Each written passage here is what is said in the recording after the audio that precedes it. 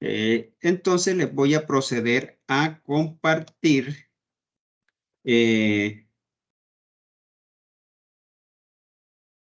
pantalla, escritorio, para que conversemos sobre algunos aspectos puntuales que traigo aquí en el momento.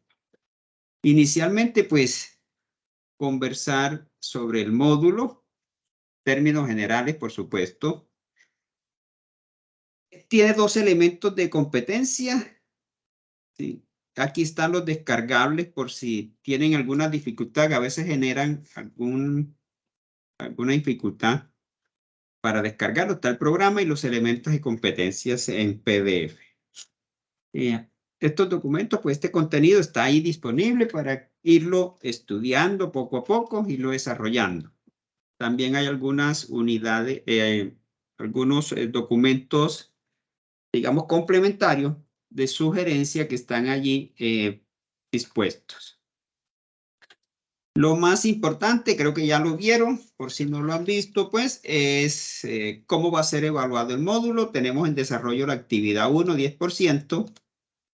Está el foro 1 en desarrollo también, que se cierra hoy, precisamente, 10%, foro 2 y foro 3, 10%. Esto conformarán el 40% de seguimiento. Y tenemos dos actividades prácticas, trabajo 1 y trabajo 2, 20% cada uno, y la evaluación final del 20%. Fechas importantes, pues terminamos el módulo el 31 de marzo. Te pueden cancelar curso hasta el 30, evaluación docente del 13 al 31 y sus notas las podrán consultar a partir del día 5 de abril. Son como los aspectos más importantes iniciales, pues. Aquí les dejo mis datos de contacto que también pueden consultar por acá en la información del docente. Empecemos entonces conversando por acá el contenido del curso. Tenemos dos elementos de competencia, pero el primero, pues, definir los conceptos generales de la informática forense, principios y terminología que pueden ser aplicados en el contexto determinado. Ese es el primer elemento. Y el segundo, pues, vamos a determinar la forma sistémica, los mecanismos y procedimientos ante un evento de seguridad que requiere el uso de informática forense en un contexto determinado. Para el elemento de competencia 1, pues desarrollaremos dos temas: generalidades de la informática forense y la cadena de custodia, y herramientas técnicas para el análisis forense. Son los dos temas que aborda ese primer elemento de competencia. Y para el segundo tenemos las metodologías para el análisis forense de un evento en línea y post-mortem, y presentación del informe, y el informe del análisis forense digital. Son los tres temas que abarcaríamos allí. Acá, pues, de una manera ya más organizada está cómo se va a evaluar el módulo. El seguimiento, entonces, lo conforma foro 1, 2, 3 y la actividad 1, 10% cada uno. La parte práctica es el trabajo 1 y 2, 20% cada uno, y la evaluación final, 20%. Eso nos daría el 100% del curso como tal. Pues, siempre me gusta hablar de la importancia, lo que son las citas y las referencias bibliográficas. Entonces, siempre es muy importante que cuando tomemos información que no sea de nuestra autoría, respetemos estos derechos de autor, y esto lo podemos hacer a través de las citas y las referencias aplicando normas APA. Importante, las fuentes de consulta siempre deben ser fuentes confiables, como por ejemplo base de datos académica, Google Académico, y algunas entidades reconocidas como universidades, la Asociación Colombiana de Facultades de Ingeniería, la Asociación Colombiana de Ingenieros de Sistemas, entre muchas otras que pueden consultar. ¿Qué debemos evitar? Por ejemplo, Wikipedia, Rincón del Vago, Buenas Tareas. Ese tipo de páginas, pues, no generan ni garantizan la calidad. Se les deja algunos recursos sobre la importancia de la cita y las referencias bibliográficas, si lo quieren y desean consultar, para que tengan mayor, digamos, conocimiento al respecto y por qué es tan importante incluirlas dentro de un trabajo académico. ¿Cómo se va a hacer la presentación de los trabajos? Pues escrito, aplicando las normas APA.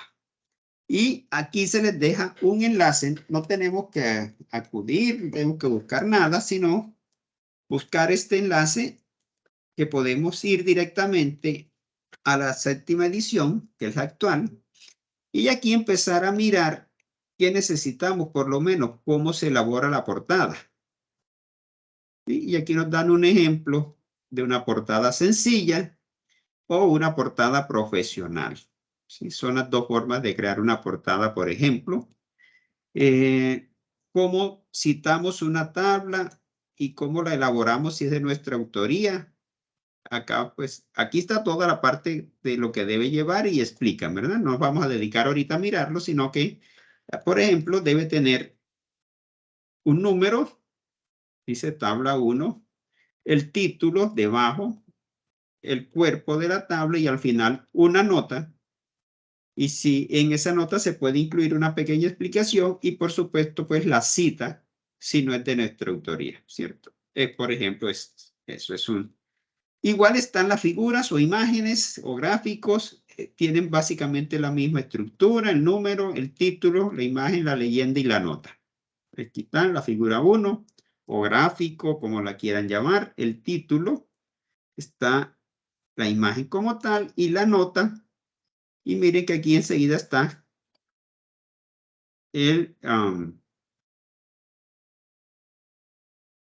la cita de dónde fue tomada, ¿cierto? Entonces, son para mirar. Esto no hay que memorizarlo, no hay que aprenderlo. Esto se tiene la norma y se va consultando. Y ya con el tiempo, pues, uno aprende a trabajarlo. Aquí nos hablan del tamaño de la página, de las márgenes, tipo y tamaño de fuente, el interlineado, la sangría, los títulos y subtítulos. Todo esto hay que tenerlo en cuenta. Cuando es un título principal, que es nivel 1, va centrado en negrita, cada palabra iniciando en mayúscula. Cuando es nivel 2, entonces va alineado a la izquierda, negrita, y aquí APA sugiere que hasta 5 niveles de título y cada uno pues tiene sus especificaciones. La cita aquí está, pueden ser textual directa, si son directas menos de 40 palabras o con más de 40 palabras. Si son citas parafraseadas o si son citas con más de un autor, cómo referenciarla. Aquí están ejemplos, referencias, cómo están los componentes y ejemplos de cómo citar, ¿verdad? Entonces aquí y referenciar. Entonces básicamente es eso, ¿sí? No vamos a profundizar mucho porque la idea no es esa, sino que ustedes tengan la herramienta a mano. Estas citas, estas referencias las podemos hacer con un administrador bibliográfico como Zotero. Se les deja el enlace, se les deja cómo hacerlo y descargarlo. Hay pues manuales en español, pero también las podemos hacer directamente en Word. Aquí está un artículo de Microsoft directo sobre las citas en un documento, cómo crear tablas, figuras, etcétera. Y otras citas, otras fuentes más que pueden ser de ayuda para ustedes. La idea es ir empezando a organizar esos documentos de tal forma que tengan una calidad y una buena presentación. En cuanto a la temática, pues básicamente hay unas definiciones básicas, no son las únicas, se pueden conseguir muchas más. Vemos, por ejemplo, que una definición es una ciencia forense encargada de la identificación, recolección, custodia, análisis de evidencia de tipo digital presente en dispositivos de almacenamiento de información que se ven involucrados en la comisión de un incidente o delito informático. Esa puede ser una definición. El FBI, por lo menos, dice que la informática o computación forense es la ciencia de adquirir, preservar, obtener y presentar datos que han sido procesados electrónicamente y guardados en medios computacionales. Pues, sobre esto, pues, también la Asociación Colombiana de Ingenieros de Sistema, y dice que es la disciplina auxiliar de la justicia moderna para enfrentar los desafíos y técnicas de los intrusos informáticos, así como garante de la verdad alrededor de evidencia digital que se pudiese aportar en un proceso. Entonces, vemos que hay varias definiciones, todas son igualmente válidas. Habla de algunas ramas de la informática, entonces nos hablan de computación forense, forencia de redes, tenemos la forencia digital. ¿Cuáles son los objetivos que persigue la informática forense? Pues básicamente son tres. La compensación de los daños causados por los criminales o intrusos, la persecución y procesamiento judicial de los criminales y la creación y aplicación de medidas para prevenir casos similares. ¿Sí? Entonces, básicamente esos son los objetivos que busca la informática forense.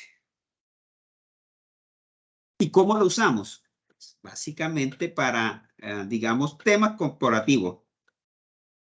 ¿Con qué objetivo? Pues para recortar información en caso de que tratan sobre acoso sexual, robo, mal uso o apropiación de información confidencial o propietaria o aún de espionaje industrial, ¿sí?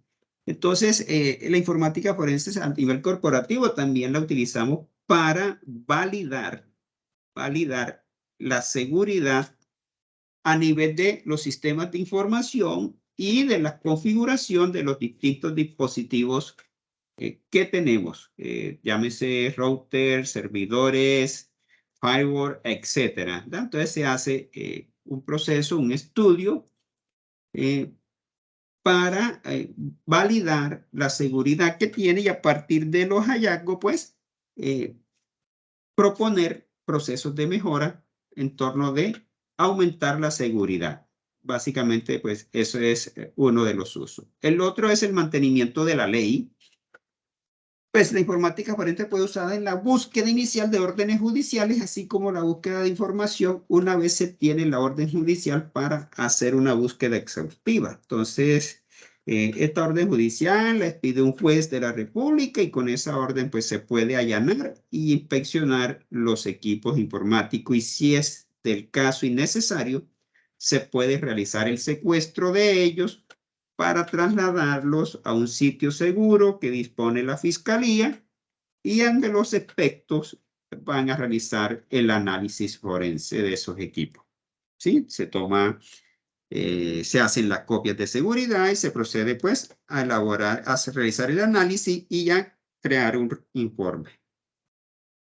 Otro uso pues es en los seguros, ¿sí? Entonces, las casas aseguradoras lo utilizan para buscar evidencia en computadores que puedan ayudar a las compañías de seguro a disminuir los costos de los reclamos por accidentes y compensaciones.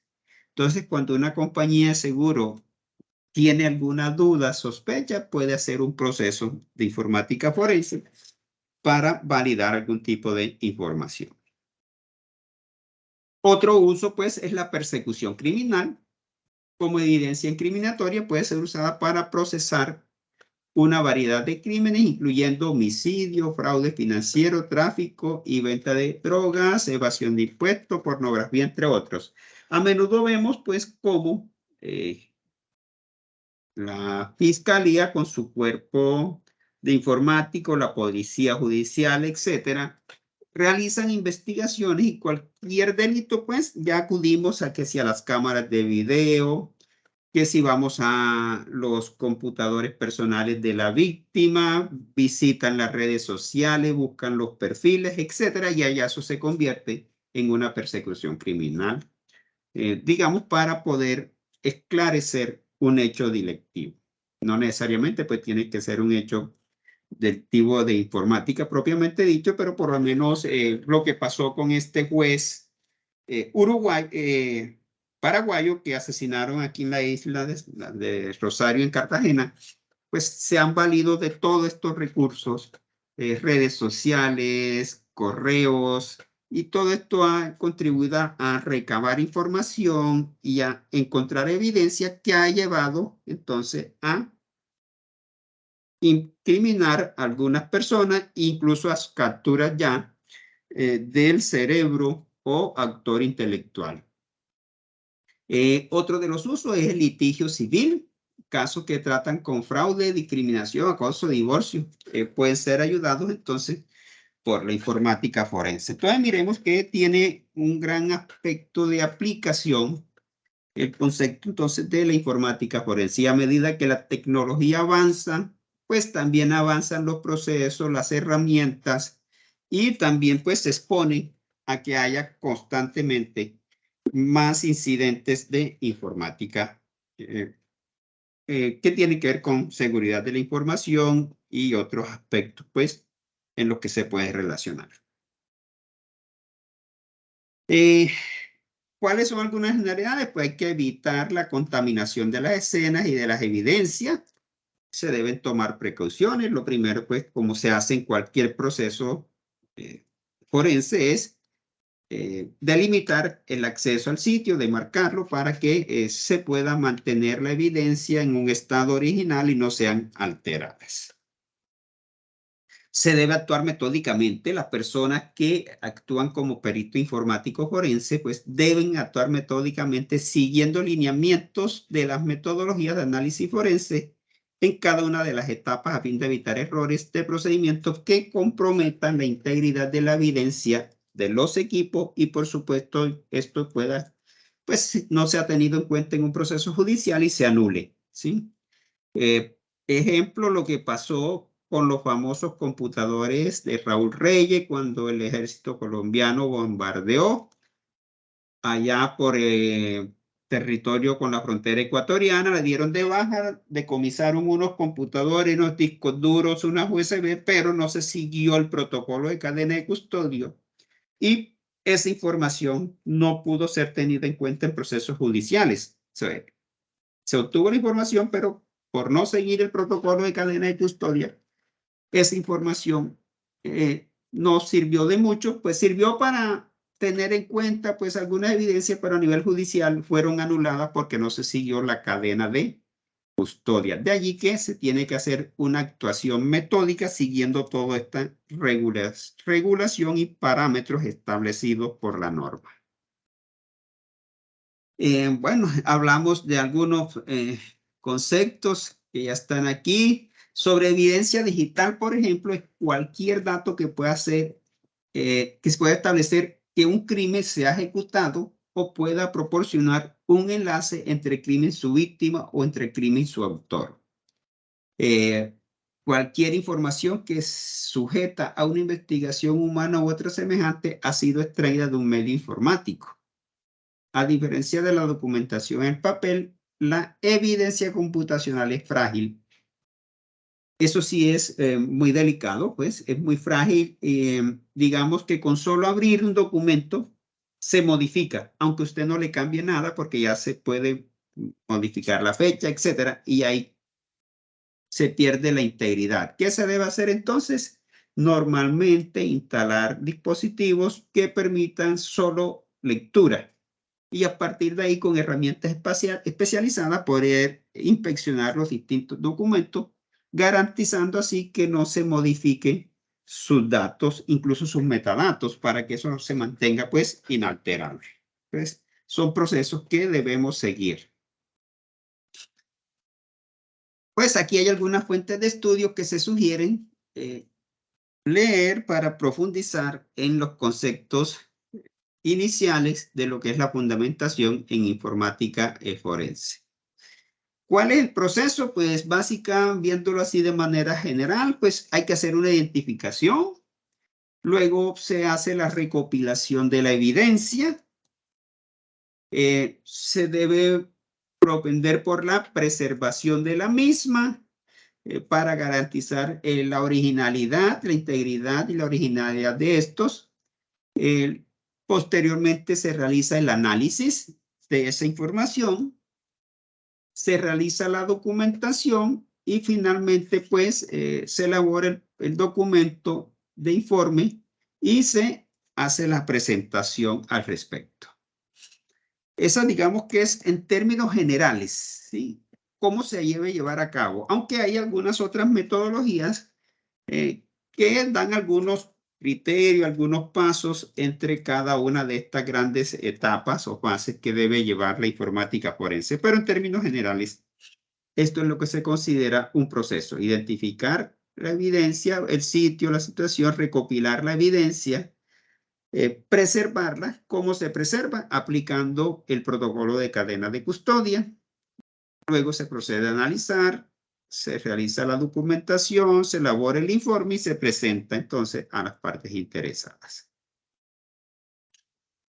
¿Qué es un procedimiento judicial? Pues digamos que de secuestro de equipo y dispositivos se constituye en un importante punto de partida, toda vez que es con dicho proceder con el cual se vinculan equipos y dispositivos dentro de la investigación. Esos procedimientos judiciales deben estar avalados por una orden del juez. Si no hay una orden del juez, no se pueden llevar a cabo.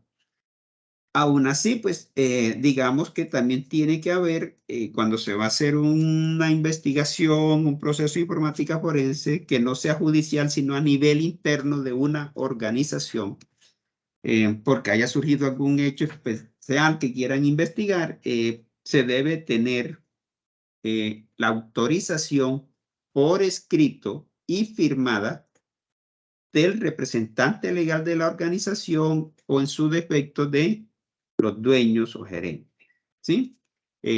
¿Para qué? Porque cuando normalmente se hace una investigación de estas, se pueden estar violando la privacidad de la información y debemos asegurarnos no caer en esta situación porque puede venir una contrademanda de la parte afectada, dado que no se cumple con los términos de la ley. Entonces, muy importante cuando se va a hacer una investigación de este tipo, contar con una carta de autorización firmada por el representante legal o quien ejerzan como administrador o dueño de la misma, donde autoricen llevar a cabo el proceso y también examinar las políticas establecidas por la organización. Son, digamos, requisitos generales que se deben cumplir y tener en cuenta si se va a hacer un proceso de investigación interna.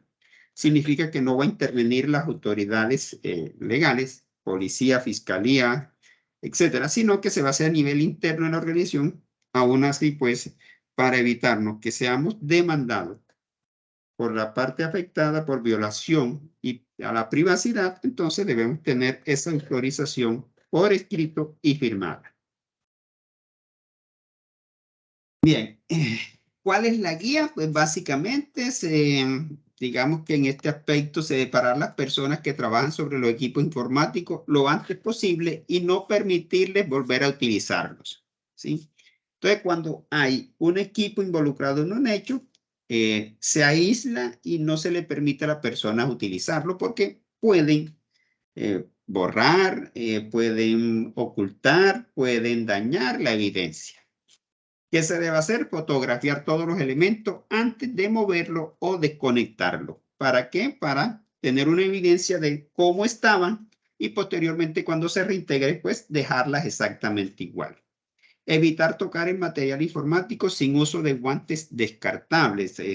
Hay guantes específicos que sirven, que no tienen estática, porque sabemos todo que la información digital es muy dada a corrupción por la estática que cargamos nosotros, los humanos. Entonces, es preferible utilizar este tipo de guantes especial en aras de no deteriorar esa evidencia.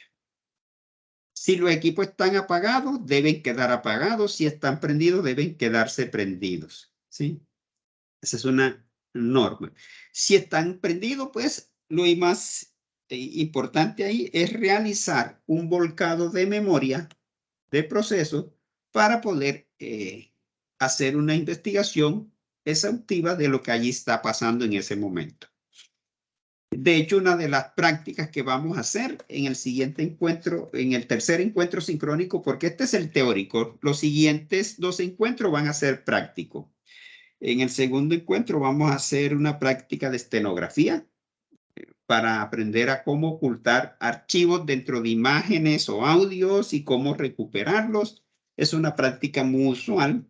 Vamos a hacer una sencilla práctica con herramientas open source, ¿sí? Herramientas gratis.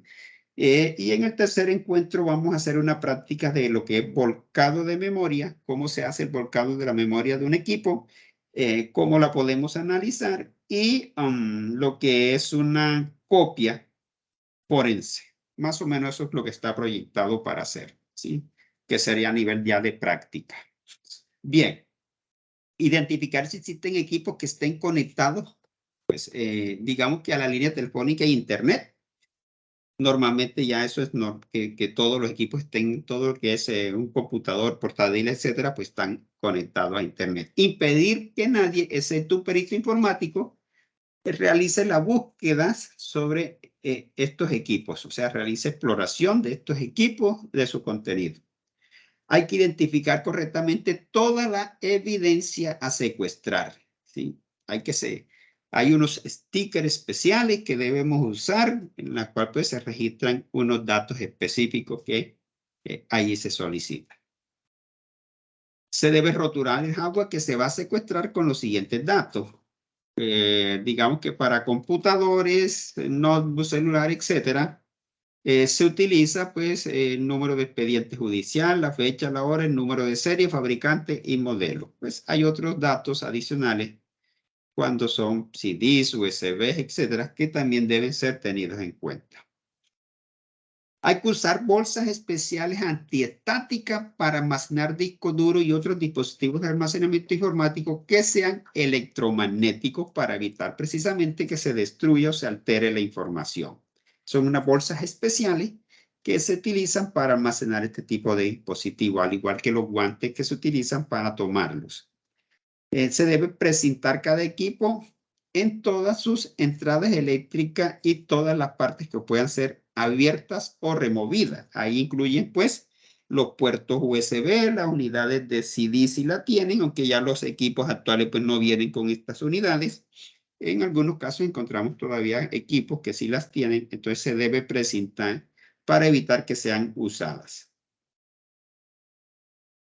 Resguardar el material informático en un lugar limpio para evitar la ruptura y falla de componentes. Mantener la cadena de custodia del material informático transportado. Eso es esencialmente importante. Siempre la cadena de custodia debe prevalecer en todo el proceso, ¿sí? No es algo que se da al inicio y ya, sino que debe ser desde que inicia hasta que finaliza todo el proceso que se llevar a cabo.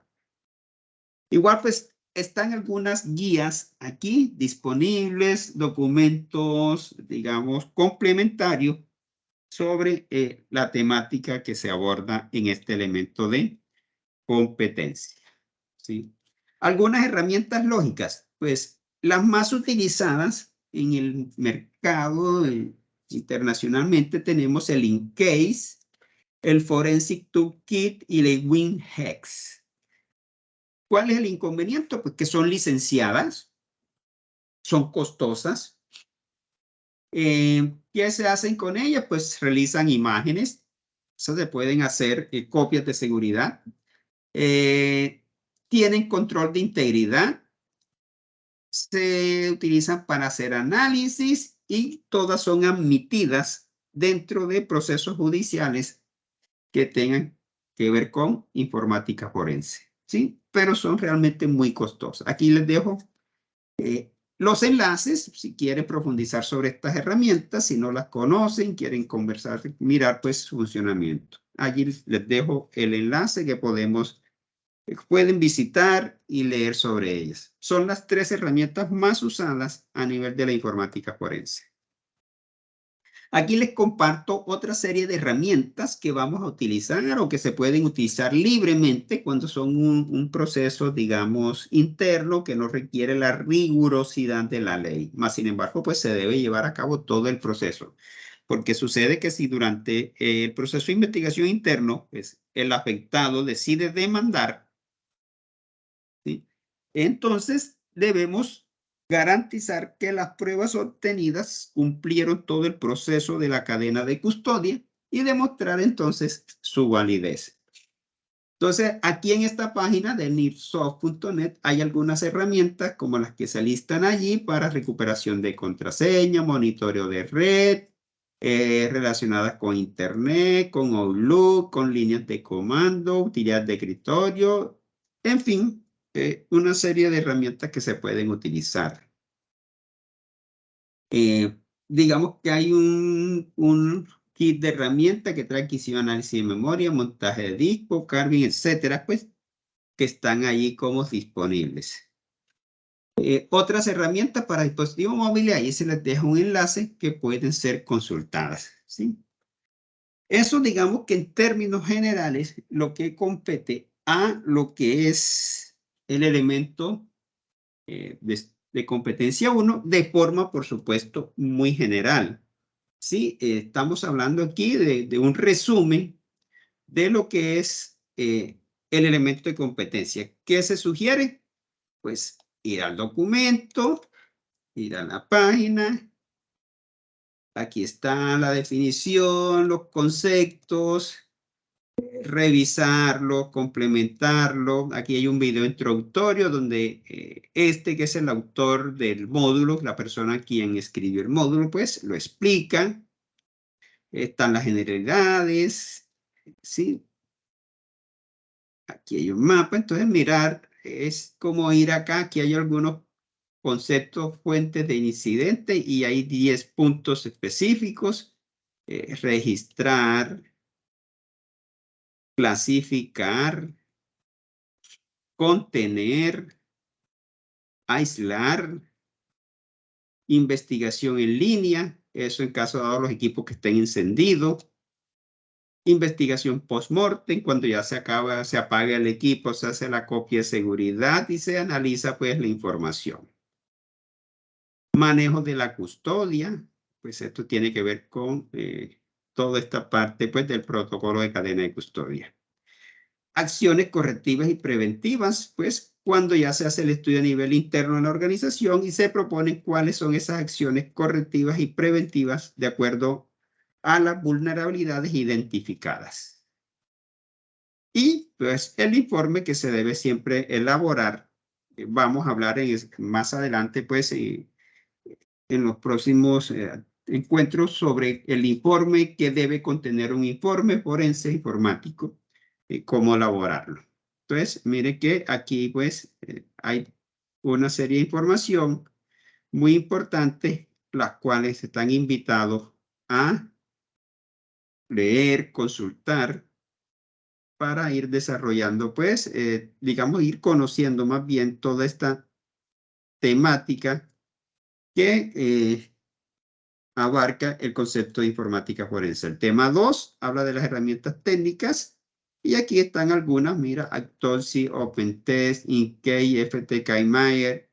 Esta también es excelente, también está aceptada, es una versión open source y tiene la licenciada. Por supuesto, bueno, la open source no, la freeware, porque es gratis, es muy limitada y estas son algunas pues de esas herramientas que se pueden utilizar, ¿sí? Está la parte de instrucción de Linux para análisis forense, Kali, el Kali Linux, es el Linux y bueno, conceptos de Linux, etcétera, porque las personas que manejan pues o llevan a cabo investigación forense pues tiene que ser un equipo. Dentro del equipo hay especialistas en sistemas operativos Linux, sistemas operativos Windows, sistemas operativos Mac, Android, etcétera, ¿verdad? Porque es muy difícil que una persona maneje todos esos conceptos y comandos. Entonces, puede haber personas especialistas en bases de datos, en sistemas operativos, en los distintos sistemas, en redes, etcétera, ¿verdad? Bien, en el tema 3, pues se habla de los sistemas de almacenamiento y resguardos y de información.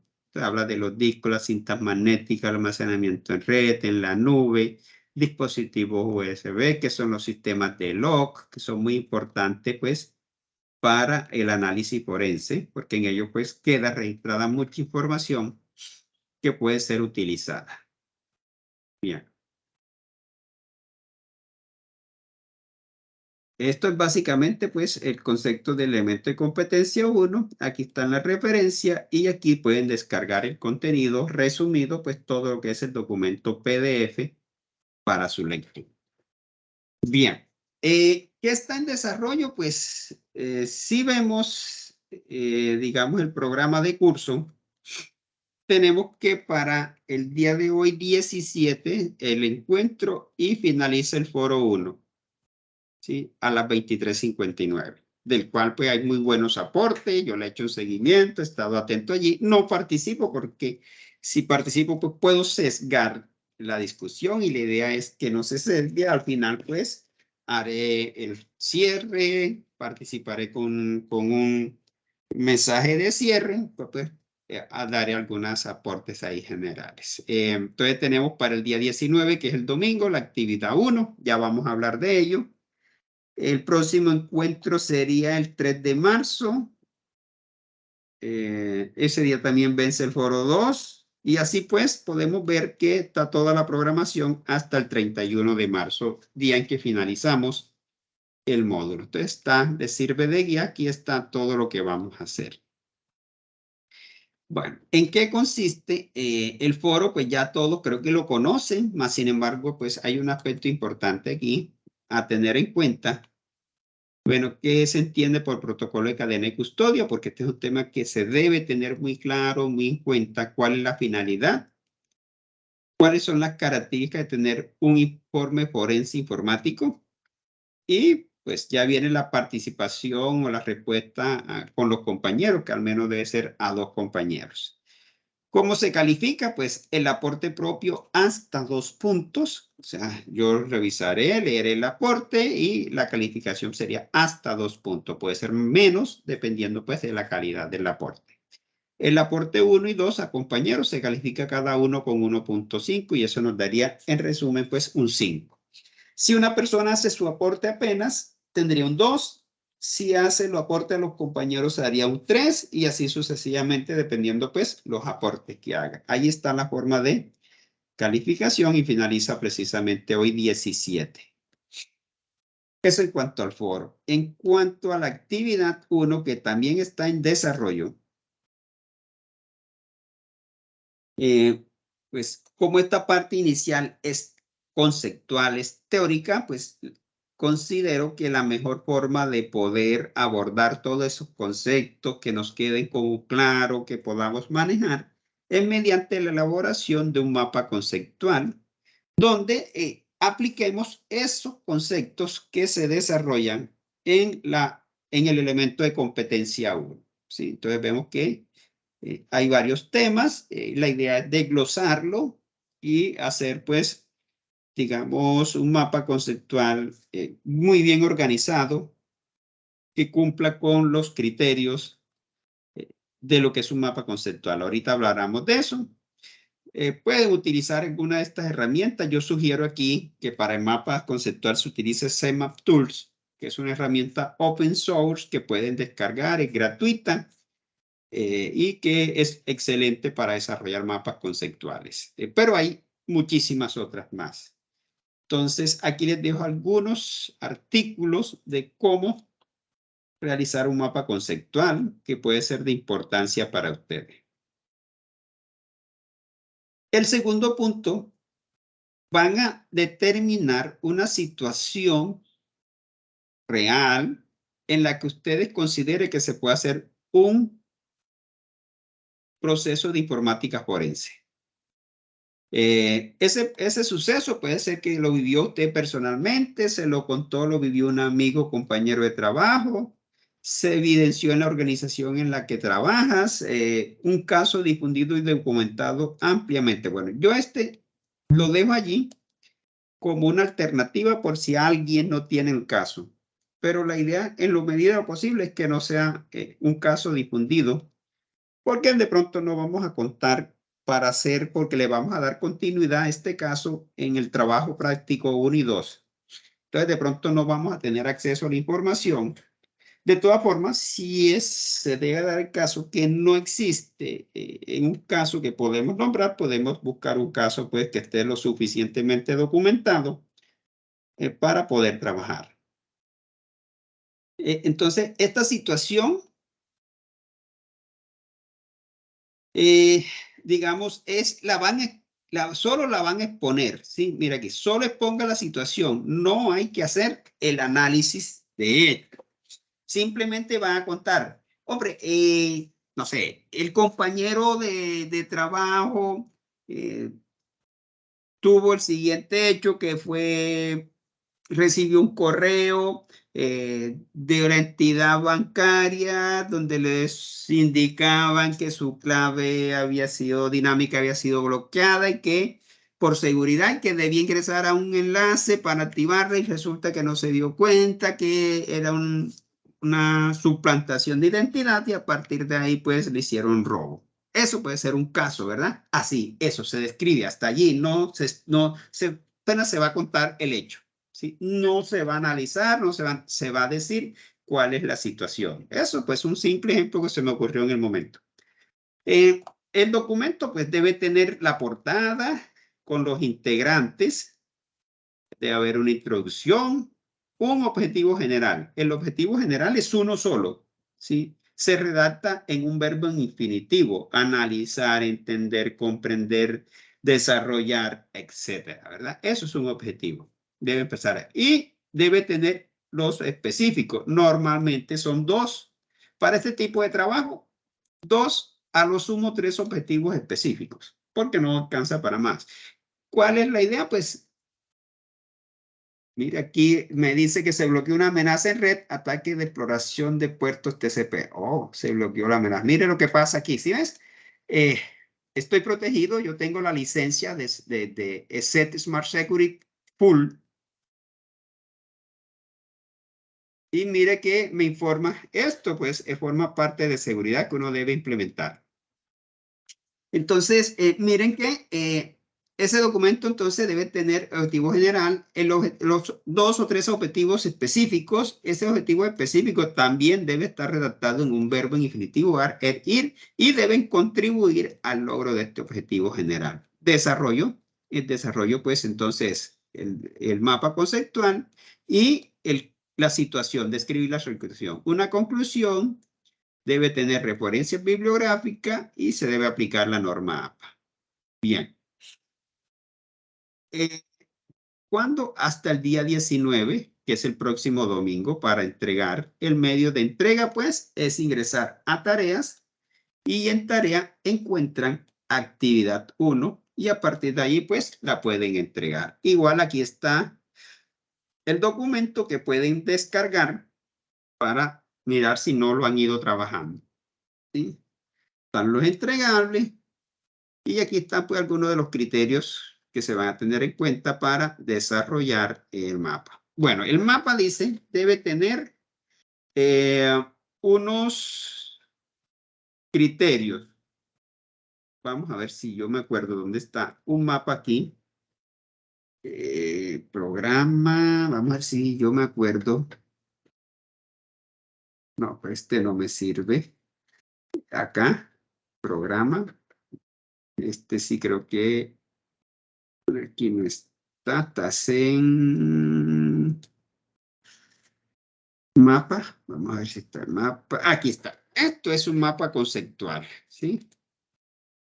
Vamos a ver si lo amplío mucho, no se ve. Este es un mapa conceptual. ¿Qué tiene un mapa conceptual? El tema, se logran ver los subtemas y el desarrollo, pues en unidades resumidas, no está cargado de documentación, porque la idea no es copiar y pegar un concepto, sino extractar y que el mapa pueda leerse y evidenciar. Eso es un mapa conceptual. Debes tener una estructura que se puede identificar los niveles, debe tener los conectores que van conectando los conceptos que se van desarrollando y de esta forma entonces podemos entender. Si buscamos en internet mapas conceptuales, podemos mirar aquí en imágenes y mirar, por ejemplo, pues hay unos muy completos como este, pero aquí están, se van desarrollando y se logran ver. Si ven, pues ninguno de los ejemplos están sobrecargados. Este tiene un poquito de información, pero es fácil de leer y podemos mirarlo en diferentes formas, ¿sí?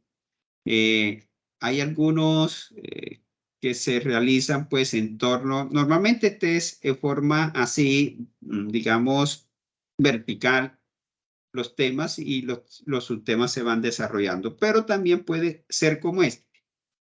Algunos pues tienen el tema central y a los lados pues se desarrollan los distintos contextos. Cualquiera de estas formas es totalmente válida. Mire, aquí está la estructura, puede ser así. Acá tenemos este está hecho en CMap Tool. Mira, aquí está CMap Tool, es un mapa sencillo. Este que les mostré acá está hecho, este es de mi autoría, este sí lo hice yo. Está hecho en CMap Tool. Puede uno jugar con colores para diferenciar las distintas ramas de los conceptos, etc. Entonces les dejo allí la inquietud para que lo tengamos en cuenta. El trabajo pues se puede desarrollar en equipo. Digamos la actividad 1, el trabajo 1 y el trabajo 2 pueden ser desarrollados en equipo de hasta 5 integrantes para que lo tengan en cuenta. Pueden conformar su equipo de trabajo para que desarrollen estas actividades, porque la idea es, pues, el desarrollo en equipo de trabajo, pues, es pertinente, digamos que a nivel profesional y laboral, se tiene muy en cuenta que las personas sepan trabajar en equipos y que, además de saber trabajar, aporten, ¿sí? Aporten significativamente al logro del objetivo. De ahí el éxito que las metodologías ágiles están teniendo, que en un principio, pues, por ejemplo, Scrum se consideró para desarrollo de software y hoy en día vemos cómo ha migrado a diferentes tipos de proyectos con igual, digamos, posibilidad de éxito y lo fundamental es el trabajo en equipo. Entonces, esta actividad 1, trabajo 1 y 2 pueden ser desarrolladas en equipo de hasta 5 integrantes. Bien, esto en términos generales, pues lo que implica la iniciación del curso y lo que tenemos planeado para ya desarrollar. No sé si tienen preguntas, inquietudes, aportes que hacer, pues es el momento también para que ustedes participen. No se trata que solo sea en un solo sentido, sino que compartamos aquí entre todos. Entonces es el momento para que ustedes participen y aporten.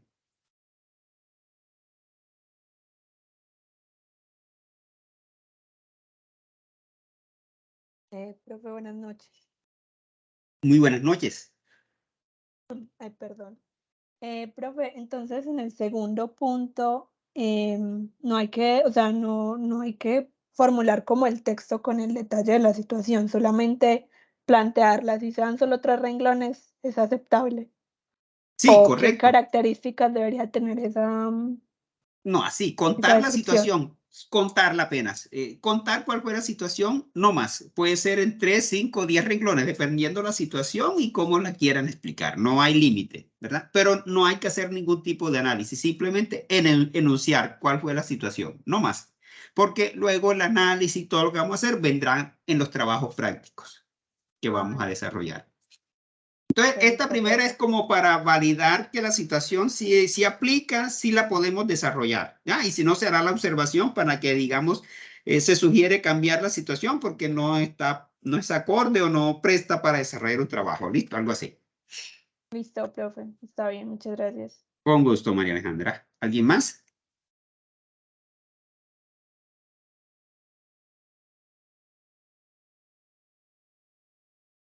¿No? Bueno, si nadie participa, yo entiendo que todo está claro, que todo está en sintonía.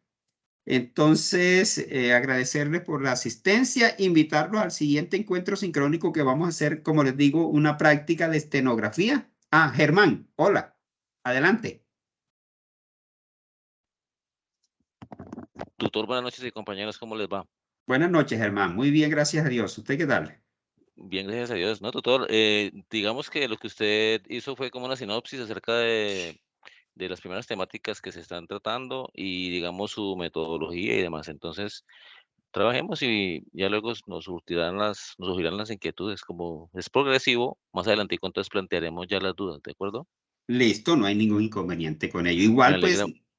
No hay Perdón. que esperar a los encuentros sincrónicos, podemos utilizar la herramienta de la plataforma, está el correo, están los foros de dudas e inquietudes y por ahí podemos estar en contacto. También tienen mi número de teléfono, de celular, ahí en la información, me pueden escribir o llamar si en el momento no les contesto porque estoy en alguna actividad, reunión, algo que me impide, pero inmediatamente tenga la disponibilidad, yo les estoy respondiendo, ¿vale? Para que lo tengan pendiente. De acuerdo, tutor, muy informado, muy amable. Me alegra saludarle y saludar a los compañeros. Vale, que tenga buena noche. Igualmente. Bueno, ¿alguien más va a aportar?